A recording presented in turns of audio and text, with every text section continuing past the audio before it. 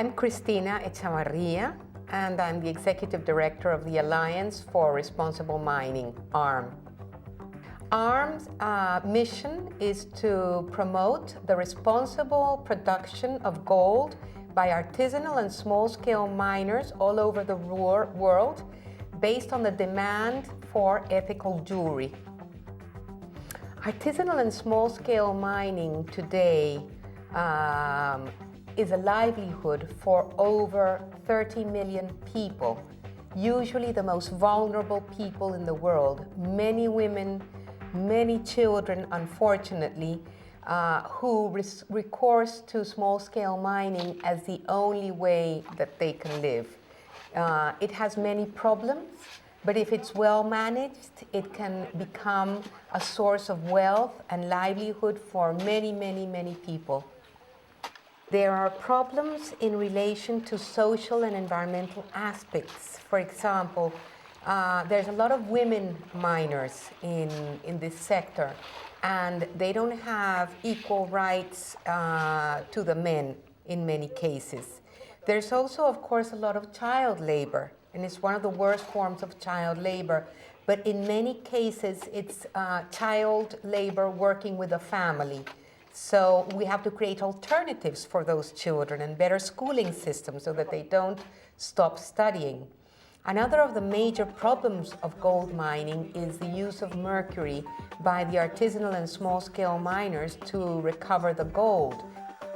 Another problem is there's a lot of fragmentation in the supply chain.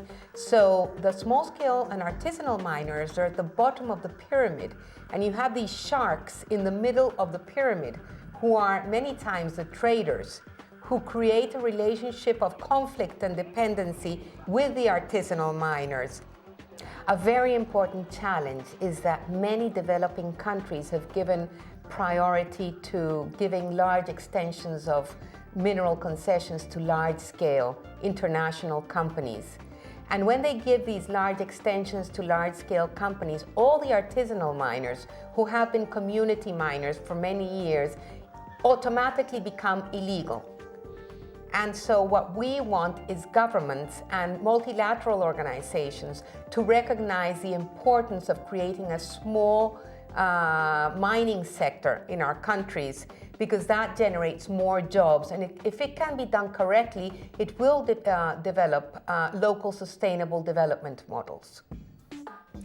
One of the things that we're doing is we're working at global level with multilateral organizations such as the World Bank and with governments in different countries to show them what the benefits are, the development benefits of fair trade and promoting a responsible small-scale mining sector.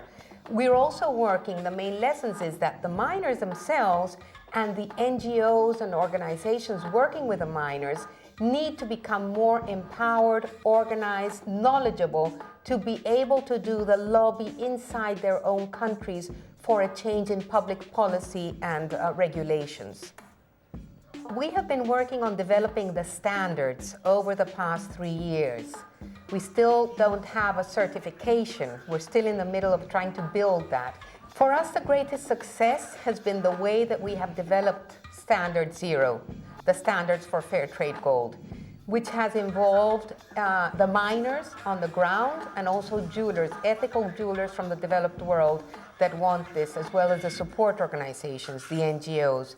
So the participation of the miners in dialogue with the jewelers gives them a real sense of what this is for, and gives them a sense of pride of being small-scale miners that can produce responsibly. It has been a very broad consultation, participatory project where the miners have taken ownership of the process. I think that's our greatest success.